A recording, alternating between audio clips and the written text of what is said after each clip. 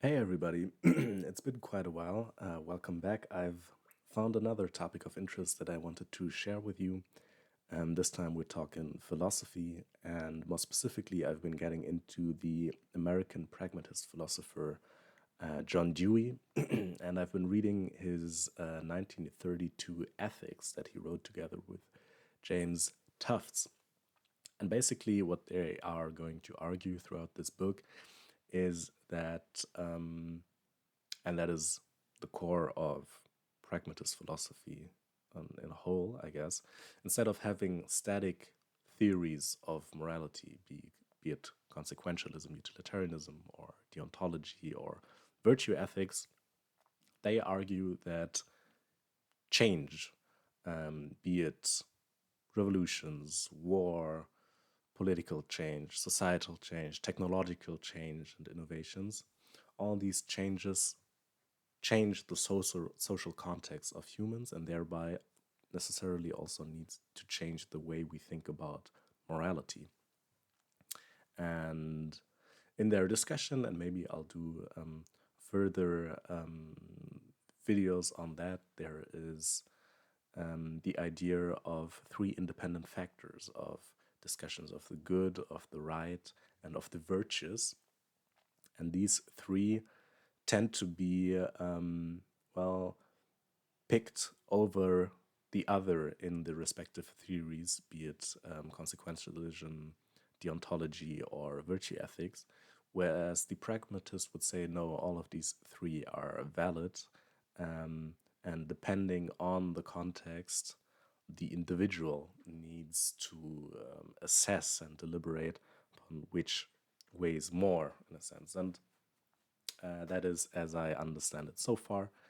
And well, here in chapter 3 that I picked, they try to make, in a sense, a genealogy of morals, and they situate the beginning of morality in early group life in the so called prehistoric. And yes, I thought that was quite interesting. I will, well, convey their argument, and in the end, there will also be critical, some criticism and some questions for discussion that you could further think about, and that came up when I read this chapter in particular, chapter 3. Yeah, so as I said, so the work is by John Dewey, but also co authored by Tufts. And this first chapter is, or the first half of the book is more, you could almost say, like cultural anthropology, and also led more by Tufts, whereas the latter part, like the reflection on um, the philosophical traditions, as well as their takeaway from that, what pragmatist philosophy ought to mean in their context. That is then done by Dewey, but both are very working together in their sense. And yeah, let's get into it. So, in the first two chapters, they basically make the case that morality has a social origin. And they start, as I said, in early group life. And here I brought you a picture of what I think they had in mind. So, this is a 19th century depiction of the so called prehistoric life, and it is very much loaded with symbolism. So, there is this rift, this supposed rift between the animal kingdom and the humans on the other hand, and we can see the humans holding in their hand technology, and we could also imagine, I don't know if that's in the picture, but on the right in the cave, maybe we could see humans, well, having some kind of fire, being able to cook meat, and all of these practices and capacities. That's what their argument would be. Differentiate them from the animal kingdom. And also, what we see here is a social setting. So we have here multiple humans working together in order to survive, in order to fight back the animals. because, well, a mammoth, and we may come to that example throughout this session here. So, a mammoth against a single human. A mammoth will overpower a single human, but humans in cooperation with weaponry and coordination and all of that will easily overpower a mammoth, as historical record shows. And yes, humans are still around, mammoths aren't. So also here, Darwin is also one of the influences that did a lot of change, and influenced Dewey and their ideas of thinking about what has formerly been like static authorities and now need to be more pragmatic. Yes, let's go on. So in the first chapters, they were talking about the conditions of life for these early groups and collectives of humans, and what they called the facts of group life were institutions in a sense that had the function um, of preserving the group. So, be it as an economic, political, or religious unit, there were some customs and, in a sense, traditions that were upheld because they binded the group and well led to them to survive in a sense. Um, Whereas the individual, so I wanted to jump to this picture right here. I'll get back to the overview. I put here Robinson Crusoe once more, like an 19th century depiction, as the idea of the individual. The individual cast out from these collectives would simply die. And well, here you could also say, well, Crusoe, if you read the novel, like a merchant that was shipwrecked and stranded on an seemingly abandoned island, and then has the story of mankind in conquering nature, domesticating plants and animals. Um, Dewey and Tufts, and here once more, I'm reading into their ideas. I think they would say that Crusoe would not be in a context of morality because there are no other humans. Now, you as a critic could say, okay, but isn't there the character of Friday? And even if we leave out the character of Friday, aren't there isn't couldn't the moral community also include here, even in the picture we can see seagulls, and he is looking at the island, which is full of plants and animals, and also an ecosystem that he's going to intervene with. Well, all of these things are going to be part of the criticism later on, than the further questions for discussion that you could think about. But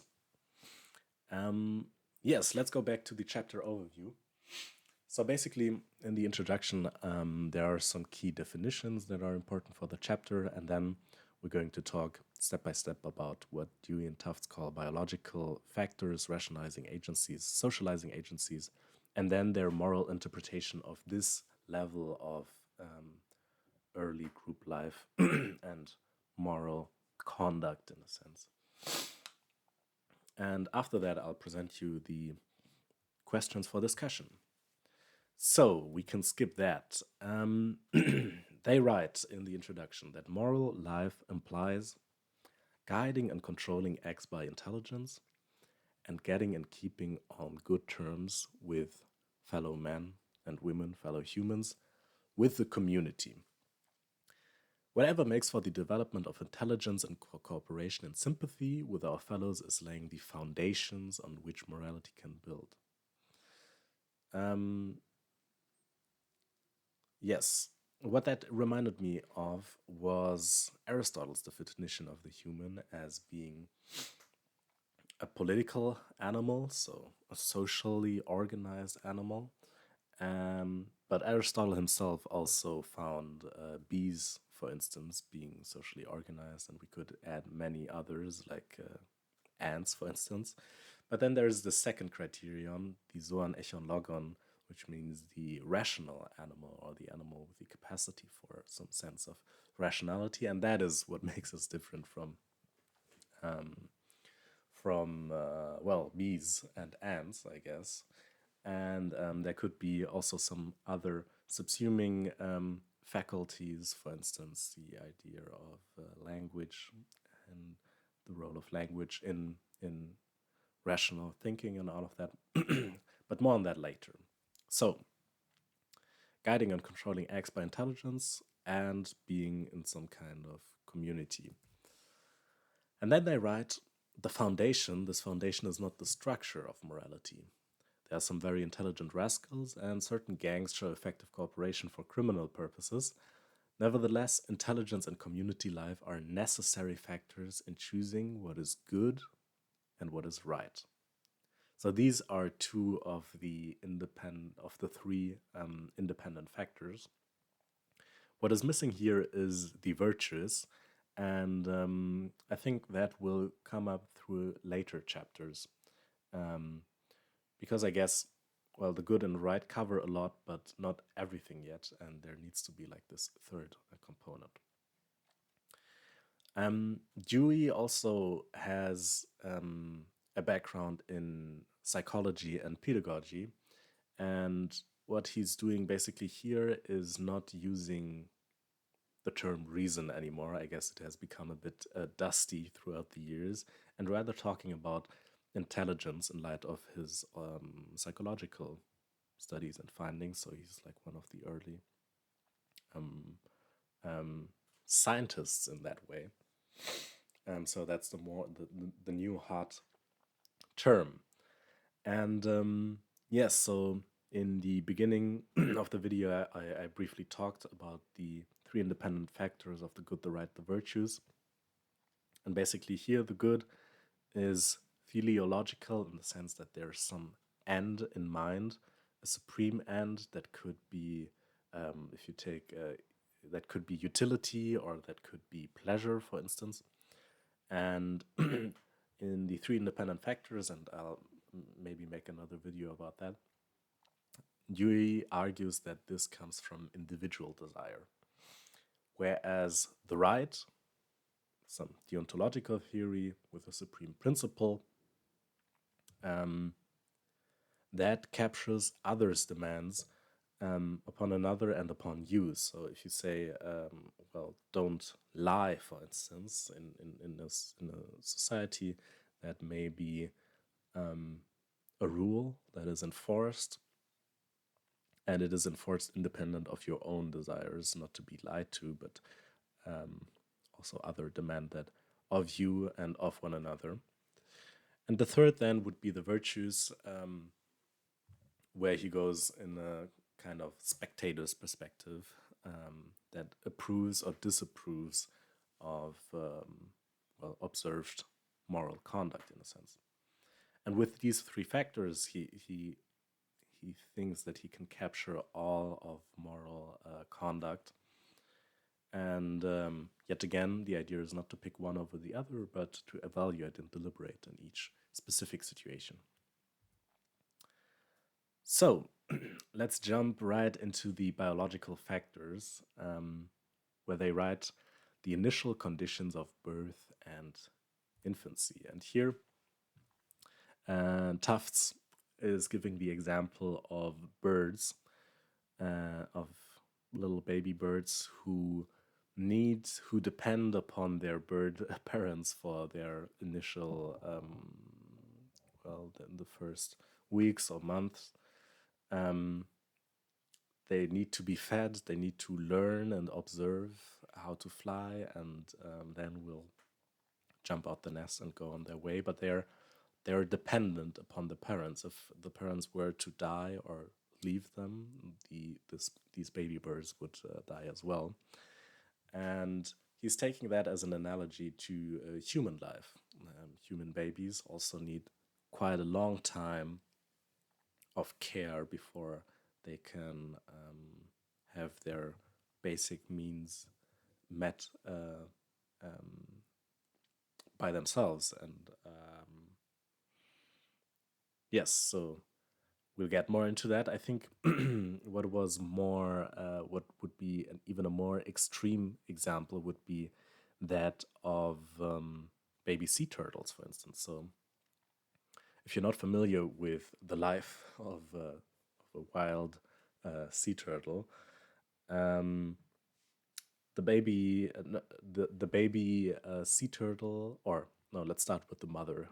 The mother turtle will lay down the egg somewhere and put it at a beach and disappear, never to be seen again. And the baby sea turtle will hatch from that egg and will have some innate impulses, in a sense, will have some innate capacity to understand that it must cross the beach into the sea. There will be a lot of crabs there trying to pick up the baby turtles and eat them. And if the turtle manages to dodge all of them, it will enter the sea.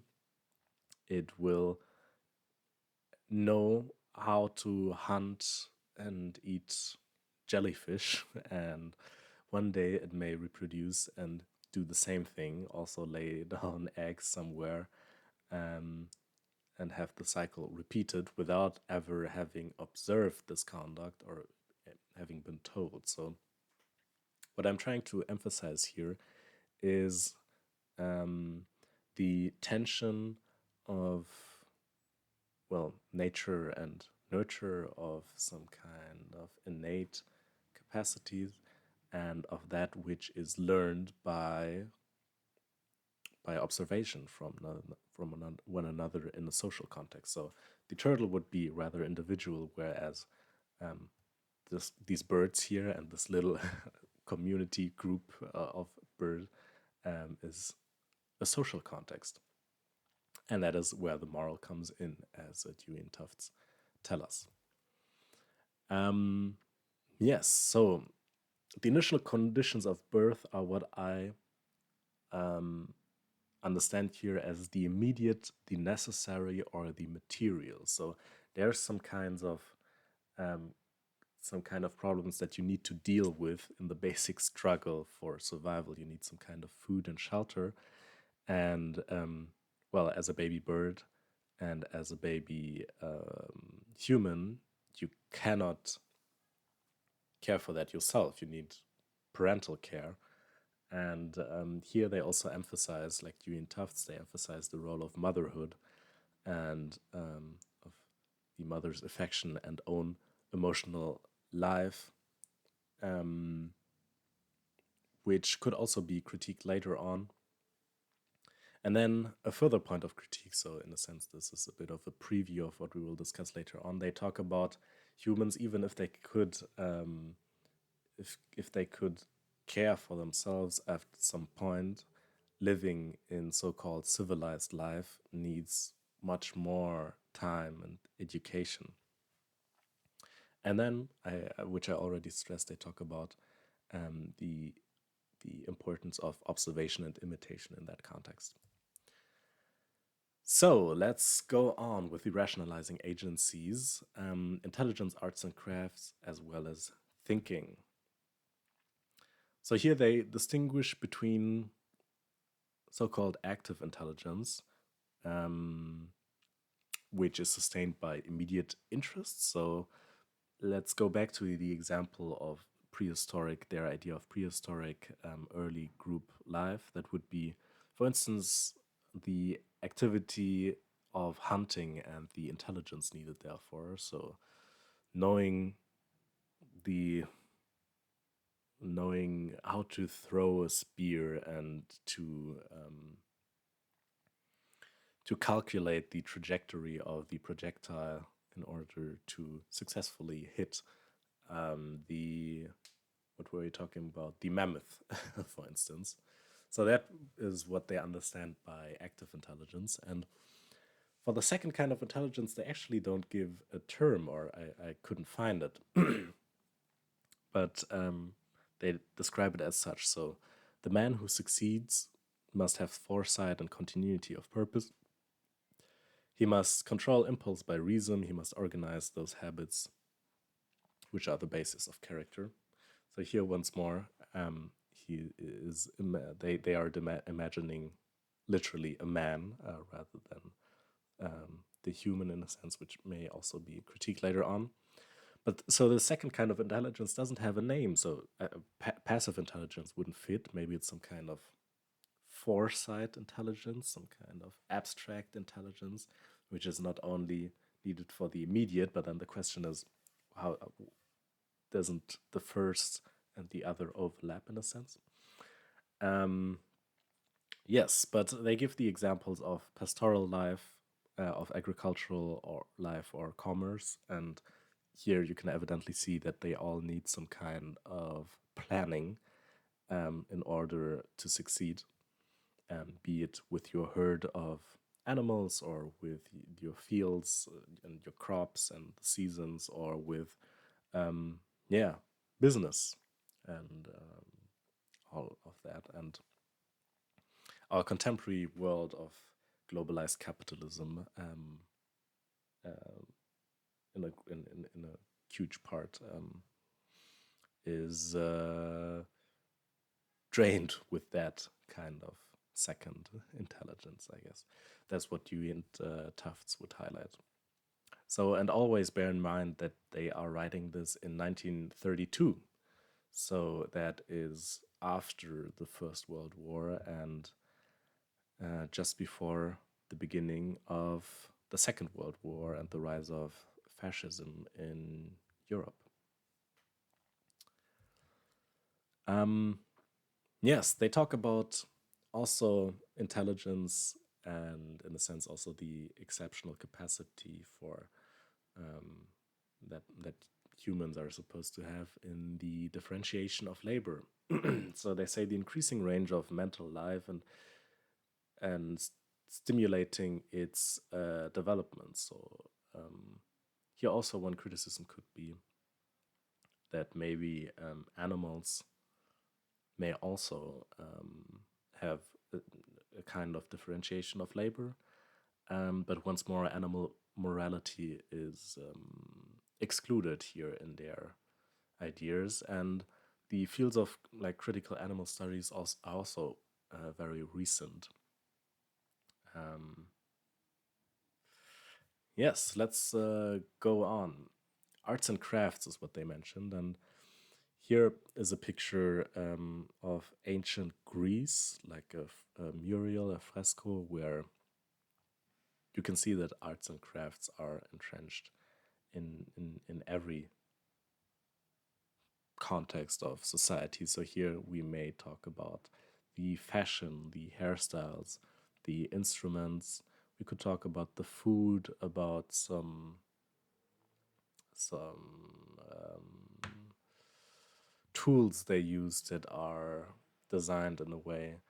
Um, all of these signify some kind of group identity, which is not moral per se, but they still show that, for instance, if some of these ancient Greek people were to find another society, they were to see that they would also have arts and crafts, but different kinds of arts and crafts, and signifying a different kind of identity. And yes, so they write much better than I could here give, I say now, that arts and crafts give some visible or audible embodiment of order and form, which is preserved, at least for a time, they say.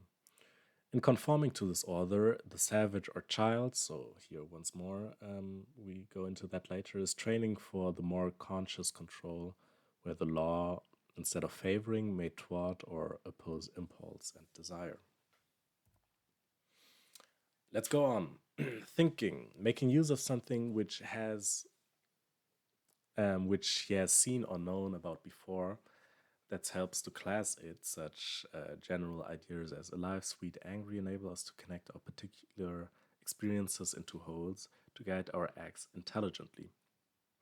And here, once more, one may say that, well, animals very well also think and categorize in that sense. To guide our lives intelligently towards what is good requires the same kind of thinking. It means looking ahead to forecast all the consequences of a decision.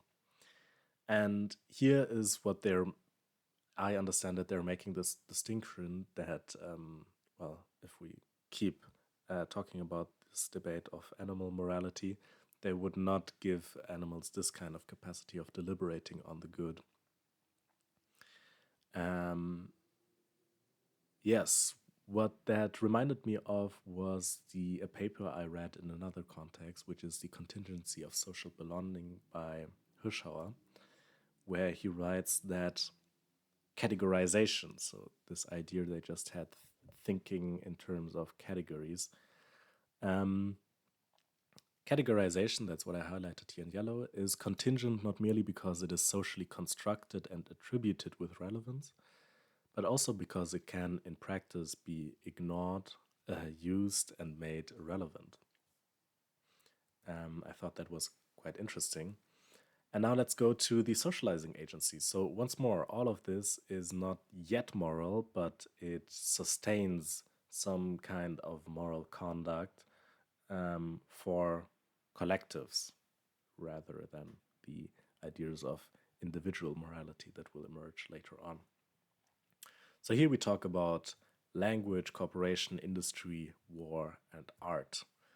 And what Tufts references here is the story of the Tower of Babel. I'm no theologian, but like the mythical story is that once all humans were united in a language, and there was a project to build a tower so tall as to ascend to the realm of God. And God not only broke the tower and that project, but also divided the humans' unity of language into various different languages. And there are a whole lot of languages, and it is also quite difficult to have a unity of human language. So projects like that of Esperanto, for instance, failed because humans would derive varieties so fast to the degree that they were not mutually intelligible anymore. Yes, and they write language is essential to thinking by furnishing the symbols and tools with which most thinking does its work. And furthermore, written language enables each generation to profit more fully from the thought and work of previous generations. And once more, that is something different from not only animals, but they would also say from societies that do not have a written tradition and would have more of an oral tradition. And yeah, that is important for communication, for social organization, for the increasing complexity of life, and also for political entities such as states, for instance. And next we come to cooperation. So here I took an image of an illustration of the construction of the pyramids in ancient Egypt. And you need a whole lot of humans for such a task.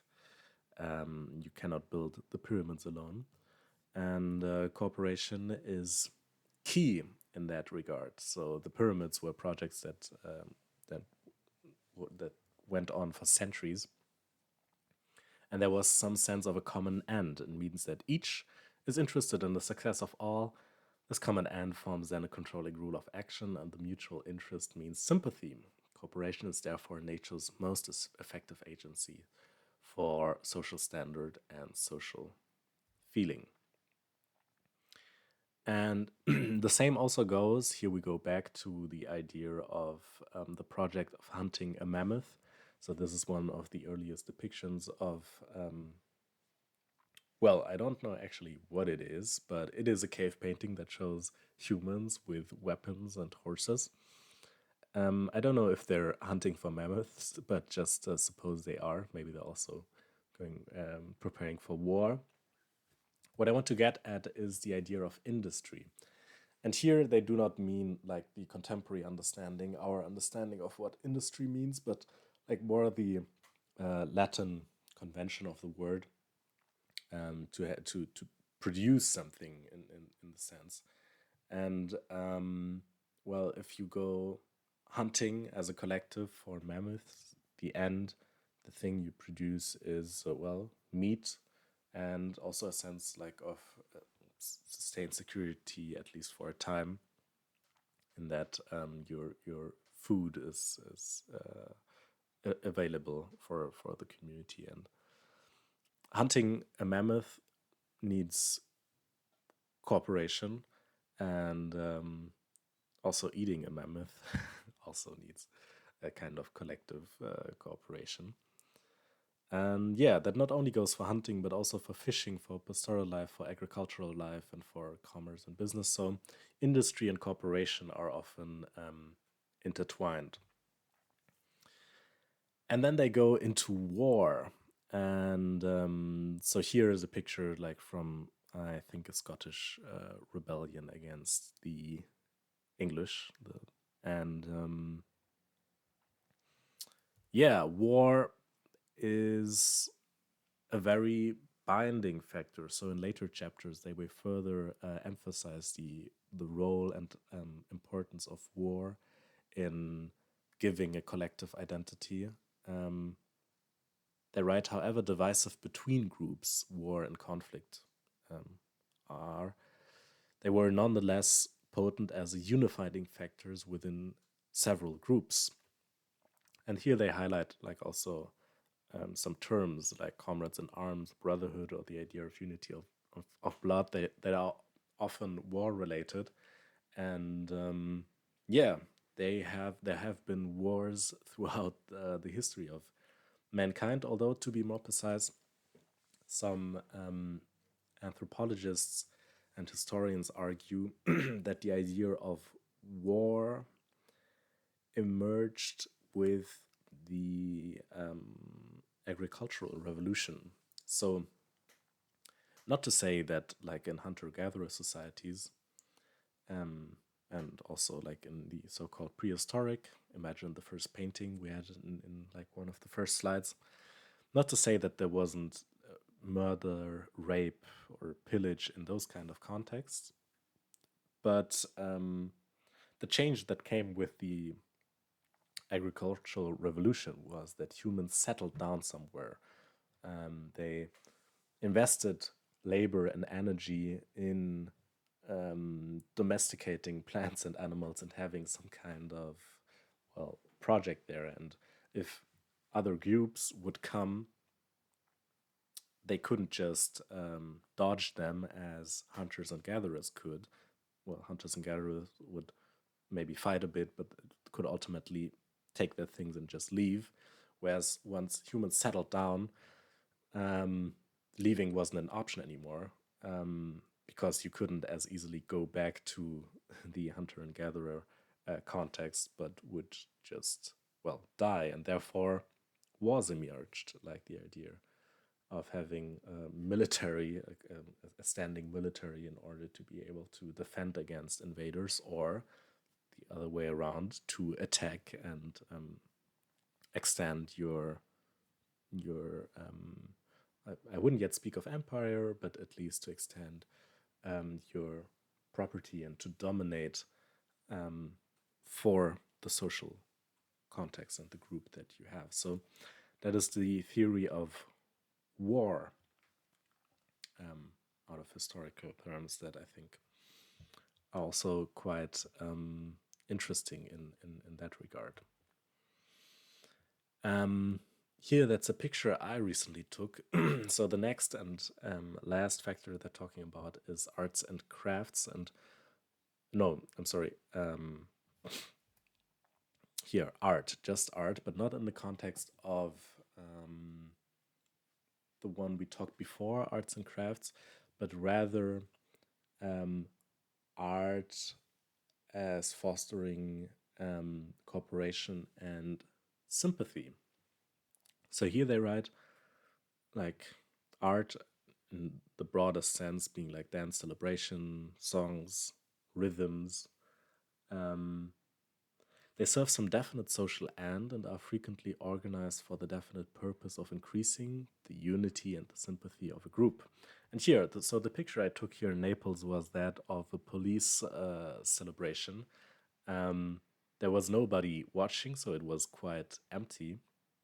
But still, they did their celebration. I don't know, of their 200th anniversary or something like that.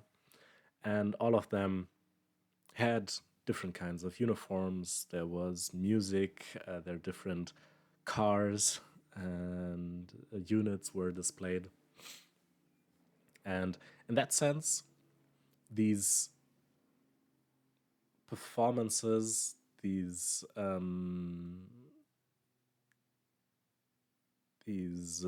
artistic expressions, in a sense, I argue, legitimize institutions. And I understand institution here also like in the most basic way. An institution is an expected repetition of conduct in a way. So if you were to go to a university, for instance, which is like a classical example for an institution, you know to expect that there is a library, that there are students and professors, and there's some kind of conduct there. But also, you could understand families as an institution. You could understand the celebration of one's birthday as an institution, just in the sense that there's some kind of repetition and expected repetition rather than arbitrariness. And in that sense, also the celebration of this police unit or of other things with songs, national anthems, for instance, the singing of national anthems, all of them legitimize and reinforce institutions as being like part of a public discourse.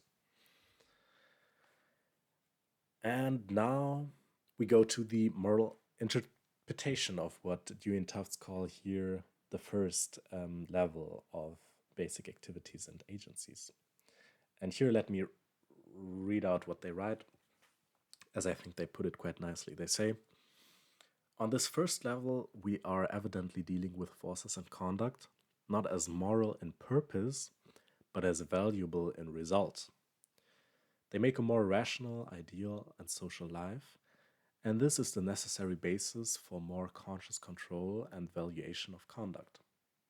So remember, here we're talking about what I called before the immediate, the necessary, that arises out of like biological,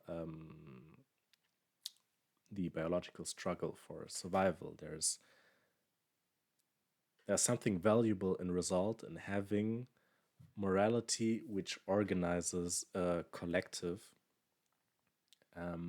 But yeah, it is not yet the moral that they will come to, like the individual deliberation upon the good, the right, and the virtues that I talked about in the beginning.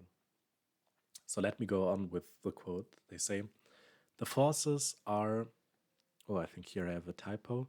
The forces are biological or sociological or psychological. There are not psychological activities which we call moral in the proper sense. And here that is important, for this implies not only getting a good result, but aiming at it. Yes, they go on. But although these processes are not consciously moral, they are nevertheless fundamental.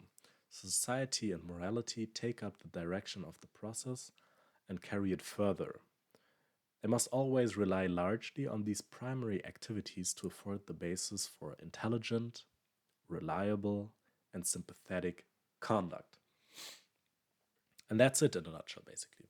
So they say it is not moral in the sense that that humans were to come to understand it. Like, for instance, the Enlightenment era plays a big part in their thinking as well, and the rise of the individual, and at cost of the collective. Um, So at this early group stage, that's where they point their start of the genealogy of morality. Um, but it is not yet moral in the sense that individual agents deliberate upon the good, the right, and the virtues. Here I put an excerpt from the Stanford Encyclopedia of Philosophy where Elizabeth Anderson puts it quite nicely. So here she writes about impulse, habit, and intelligent conduct, referring to Dewey's moral philosophy. And I would say that impulse is something we can understand as the biological ground zero, in a sense, for morality. So here she writes, they are effective motor responses, primitive tendencies of movements towards things. And she lists quite a lot of examples. And at the end, she says, impulsive activity is not purposive. It involves no idea of an end to be achieved by the activity. So this is not, it is not immoral in the sense that it were to be against morality, but rather it is amoral. So reflexes, for instance, are just done. I will blink if something reaches my eye. It is not it is not my idea of doing that. Whereas habit is that which we have talked about in throughout the course of this session right here. So she writes, habits are socially shaped dispositions to particular forms of activity or modes of response to the environment. They channel impulses in specified directions and towards certain outcomes. And then she goes on by saying that customs originate in purposive activity. And in the end, she says customary ways of satisfying needs shape the direction of impulse in the socialized individual. And I think that is the very essence of what we talked about in the idea of early group life needing to have their ends met and thereby establishing customs which support this end in their struggle for survival, in a sense. And then the third part, intelligent conduct, is what we will get to later on, what Dewey and Tufts will write about. They say the need, she says about them, the need to reflect intelligently on one's conduct arises when the usual operation of habit or impulse is blocked. Blocked habits lead people to deliberate on the problem posed by their situation. And as the individual gets more practice in intelligent conduct, the dispositions that make it up become habit. Yes, here we could also like put in the story of humans, like just in sheer number dominating the planet, more and more humans. Like these early group life contexts of humans were pretty small, but now we are 8 billion people on Earth, and thereby very different ways of customs and traditions clash, and this makes conflict arise, which needs which leads individuals to deliberate upon which is intelligent in a sense. And here, so if you remember, there was this division between the good and the right and the virtues. The good and the right have been parts of the discussion of early group life, but I think here also the virtues, the idea of making something become habit, could also be traced back like to the Aristotelian philosophy of virtue ethic, having a character which is, and Dewey would call it intelligent in that sense, that in every situation you can you find an adequate answer in the context of moral conduct. Okay, so here are my sources for those who are interested. So there was this article about categorization by Hirschauer, as well as the entry by Elizabeth Anderson on Dewey, which is quite nice. And these are the images. And now we come to the questions for discussion that you could further think about. So I've brought 4 criticisms, which are well, some classic contemporary critiques that I think all to some degree, to some degree, apply to that can be applied to Dewey and Tufts here. And the first would be one of anthropocentric criticism. So, who gets counted as a moral agent? And yes, so for instance, here we have a collective of bonobos, which are some of the most closely related species to humans. They organize socially. They have a lot of sex, for instance, to resolve like social conflicts and tensions.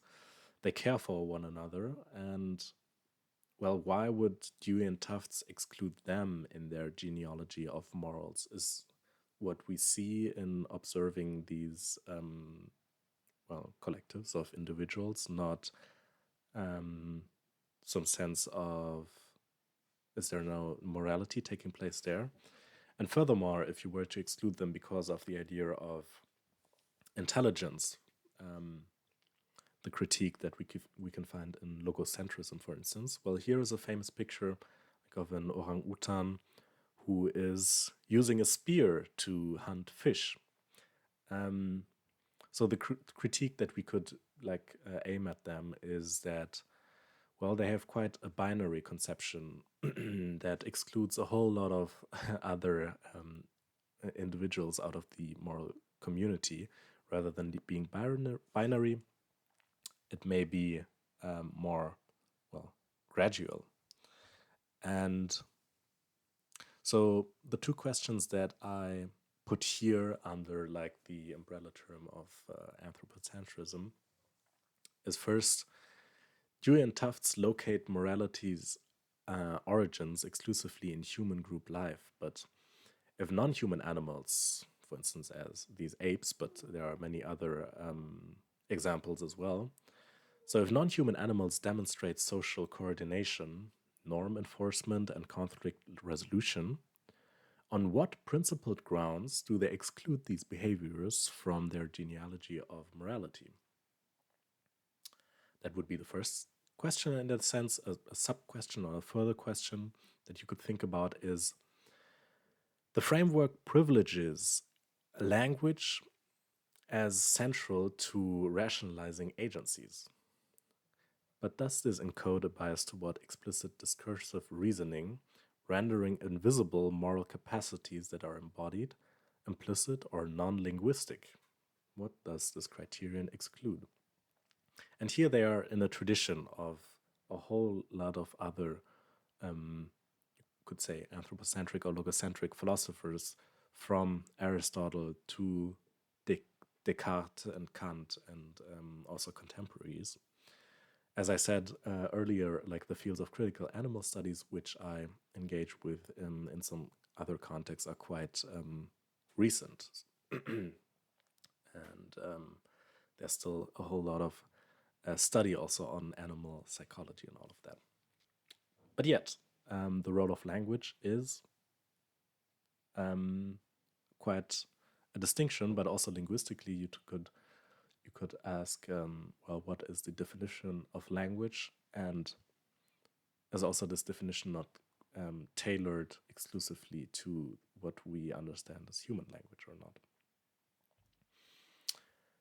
And well, the next are the ecological questions, eco-criticism. So here is a graphic that I did when teaching at a high school, doing some philosophy and ethics with some kids, like from I think age 12 approximately. and I showed them the this graph, so data on the biomass of mammals. Um, and so to understand this graph, you have to understand if we were to take and weigh every mammal on planet Earth, like the proportions would look like this. Like over a third would just be humans, so approximately like 8 billion humans.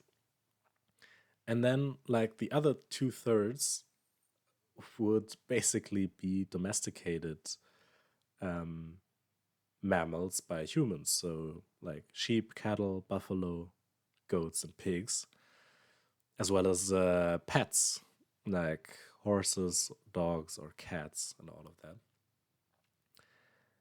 And here, just 5% would be the remaining wild mammal life. So take the biomass of every wild animal on land and on sea combined, that would just make up 5%. And one like point that struck me was take all um, take all wild mammals on land, so elephants and gazillas, bunnies, rabbits, whatever, all of that together, they weigh in biomass approximately the same as just the biomass of dogs. Um, yeah, that's quite wild. So, what I'm saying with this, all of this may have like a moral all of this may have a moral role that is not captured by Dewey and Tuft's philosophy. So this just seems to be like as these animals are excluded from the moral community, it just seems to be like an ethical system um, that is that cares for ethics in between humans, but not between other species.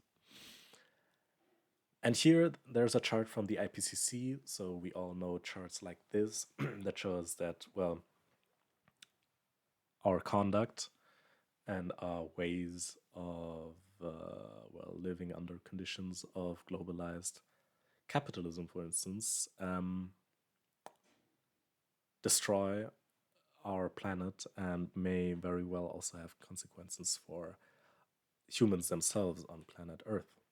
So I derive these two questions from that that you could further think about. They say, Dewey and Tufts treat nature as a backdrop to human social life rather than as constitutive of it. Can their framework theorize human moral obligations to non human life, for instance, like all of that, like biomass, or even ecological systems, or is it confined structurally to interhuman relations? And second, if human basic activities are now destroying the conditions for life itself, and here maybe this question is a bit imprecise, so it would be human life on Earth, some plant life for sure, and also some other animal life would even survive under like nuclear fallout. Um, so here I gave the example of climate change and mass extinction. Does the framework assume a stable ecological background that no longer exists? And what are the moral implications of this assumption? And last but not least, I have two questions from the realm of postcolonialism and feminism. Those are the genealogy of early human group life from complex civilization. The genealogy from early human group life to complex civilization implicitly stages morality as progressive development. Does this narrative not risk reinscribing the colonial distinction between the so called primitive or savage and the civilized? Peoples thereby treating non Western communities as exemplifying earlier moral stages rather than contemporary alternatives. And this may very well also relate to the question of anthropocentrism. So, who is excluded from the moral community? We know very well humans are excluded as not humans, but animals non-human animals are excluded, who is also excluded. And in their language, but those are the 1930s, they compare like the primitive or the savage to a child that needs to be educated. And we have the historical record of colonial exploitation that was happening and still has a deal to come, like in from the 30s on. And last but not least, criticism from the realm of feminist critique. So, feminist theory suggests that reproduction, like understood as childbearing, caregiving, and the maintenance of life, and here in the context, like the immediate conditions of birth and infancy, which they had as a biological factor.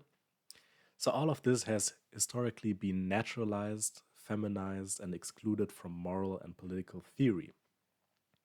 Do Dewey and Tufts overemphasize the biological dimensions of reproduction and thereby reduce its moral dimension? Yes, so let me go back to here. So basically, these were the four questions, and you could even combine them in a sense. I think the ecocentric critique could be aligned with the feminist critique in like a eco-feminist take. In the same way, also the anthropocentric critique, as I just thought, could also be combined with the post-colonial critique, as they overlap. Yes, so that is the end. I hope you enjoyed it. I hope you could learn something. As I said, maybe I will further engage with this topic and do something about the three independent factors. So this is just like an exposition, the start of this book, setting like the groundworks. And there's already a lot to critique here. Yes, let me know what you're interested in. And yeah, hope you have a great time and enjoyed a bit of philosophy. Keep thinking, everybody. Bye.